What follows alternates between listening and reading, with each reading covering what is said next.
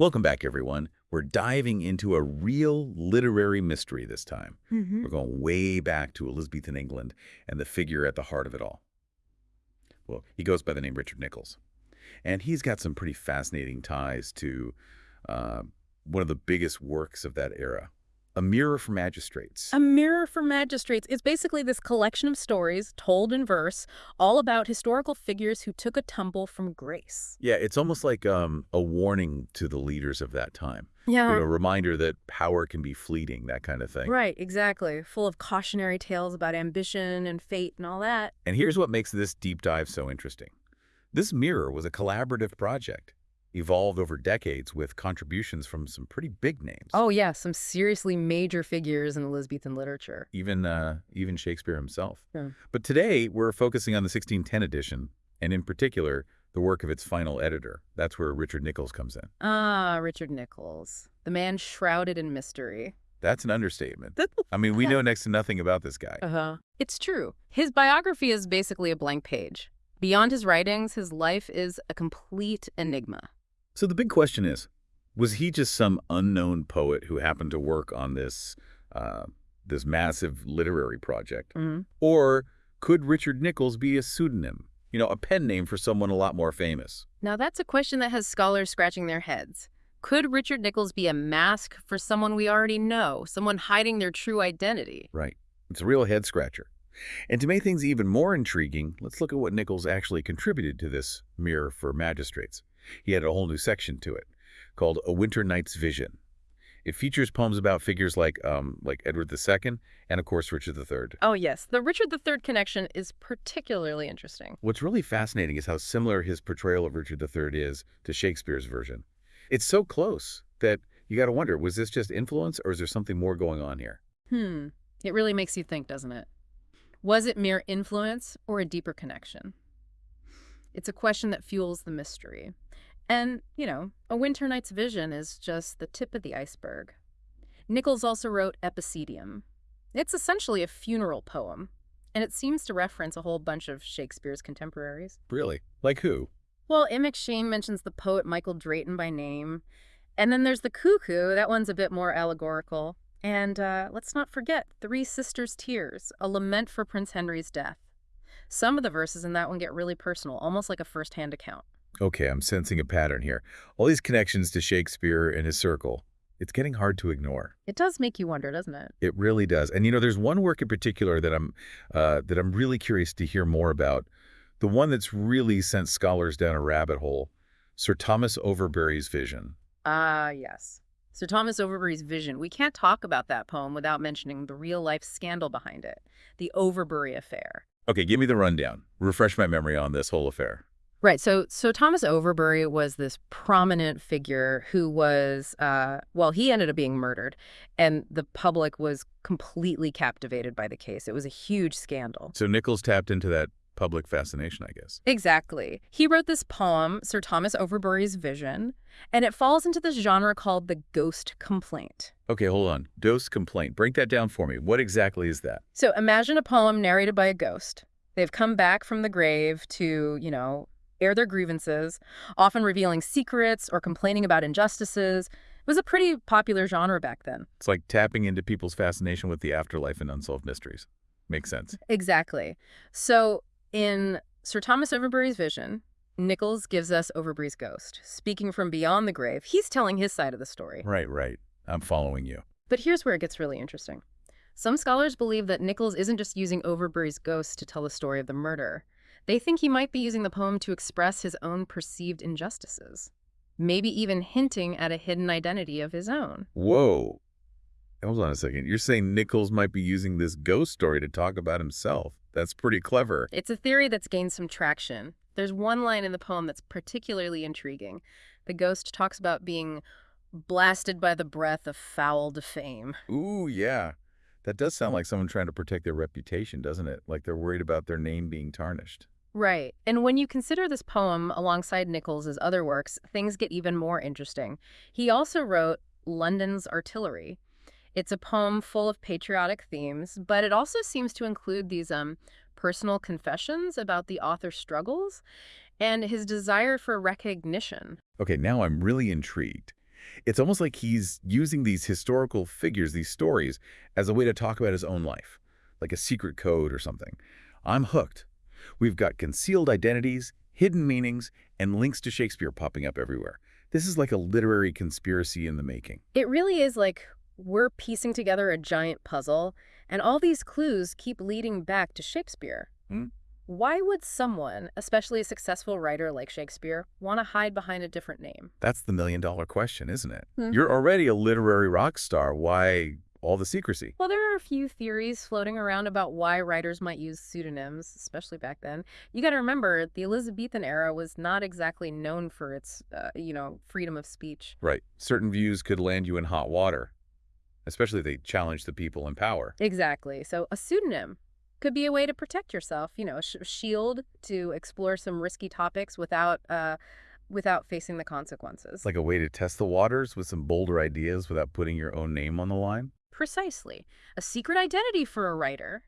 It allowed for a certain level of freedom, to experiment, to push boundaries without putting your reputation at risk. And it wasn't just about avoiding trouble. I mean, think about it. Back then, writers were often pigeonholed into specific genres. Oh, absolutely. If you were known for comedies, audiences might not take you seriously if you suddenly decided to write a tragedy. It's tough to break out of those expectations. Yeah? A pseudonym, well, it gives you the freedom to try new things. Exactly. You can explore different genres, see how audiences respond without people having preconceived notions about who you are. It's a chance to reinvent yourself in a way. It's like starting with a clean slate. Okay, let's bring it back to Nichols. You mentioned the cuckoo earlier.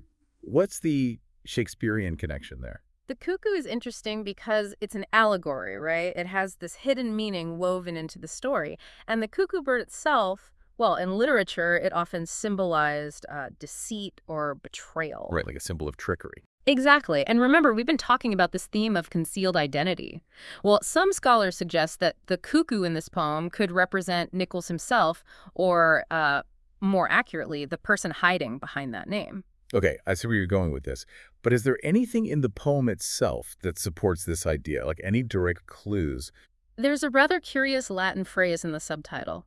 Et idiom cubit cuculus sero idiom. Okay, hit me with that translation. It basically means even the cuckoo is reposing. Rise, friend, and go home. Whoa, that's pretty cryptic. What are we supposed to make of that? Well, some interpret it as a hint at a hidden identity. It's like the cuckoo, representing the pseudonym, is resting, concealed.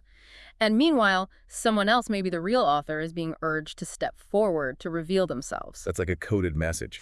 And it fits perfectly with that whole theme of concealment we're seeing across Nichols' work. Right. It's like he's dropping little clues everywhere, daring us to figure it out. And it's not just the cuckoo, remember Three Sisters' Tears, the poem about Prince Henry's death. Well, parts of it read as incredibly personal, almost like they're coming from the author's own experience, which is a stark contrast to the more formal style of the rest of the poem. Like a sudden shift in voice. Exactly. It makes you wonder who's really speaking. Do you have an example of where this personal voice really comes through? There's this one verse that always gets me. The author writes, I was too far away when death, like a thief, upon his life did prey and stole him hence. To me it was denied unto my Lord to speak my last farewell, and bid him sleep where peace doth ever dwell. Wow. That's powerful stuff. You can practically feel the author's grief. It's not just a detached observation. It feels so raw, so real. Exactly. There's a depth of feeling there that suggests a much closer connection to Prince Henry's death. And here's something else that's interesting. Shakespeare didn't write any public elegies or tributes when Prince Henry died, which was pretty unusual for a poet of his stature. So some scholars think that he might have channeled his grief into this more private, disguised form, maybe through the persona of Richard Niccols. It's a compelling theory, isn't it? And then, of course, there's Sir Thomas Overbury's vision. Remember, we were talking about how that poem might hold some of Nichols' most personal revelations. Yeah. Fill me in on that. What kind of revelations are we talking about? The whole poem is narrated from Overbury's ghost, right?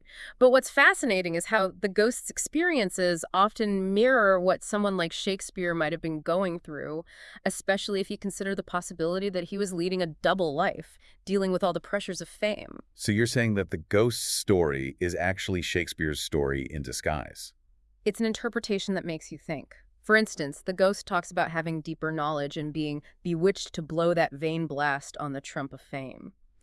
Some see this as a reflection on the burdens of intellect and the allure and also the dangers of recognition. It's like a warning about the dark side of fame. And that's a theme that Shakespeare definitely explored in his own work. Right. And then there are lines where the ghost describes being blasted by the breath of foul defame, having his name spilled by slander. It's like he's afraid of being exposed, of having his reputation ruined. Exactly. That fear of exposure, that need for secrecy. Well, it aligns with the whole concealed identity thing we've been talking about. Was Shakespeare, or whoever Nichols was, feeling trapped by their own success? It's a fascinating question. And then there's this final clue in Sir Thomas Overbury's vision that I find particularly intriguing. At the very end, the ghost says, "Grieve thee no more. Go rest thee in thy grave. Thy foes decline. Proud Gaveston is down. No want. Edward wears our England's crown." Okay, remind me who Gaveston was again. Gaveston was a controversial figure in English history. He was a favorite, shall we say, of King Edward II. And some scholars see these lines as a subtle commentary on the politics of Shakespeare's time, perhaps even a veiled reference to King James I. So, Shakespeare might be using Nichols to express his own political views that might have been dangerous to express openly. It's a possibility. It wouldn't be the first time a writer used a pseudonym to engage in political commentary, especially when those opinions might not have been well received by those in power. Right. It was a different time. All right, let's shift gears a bit. Tell me about London's artillery. What makes this one stand out?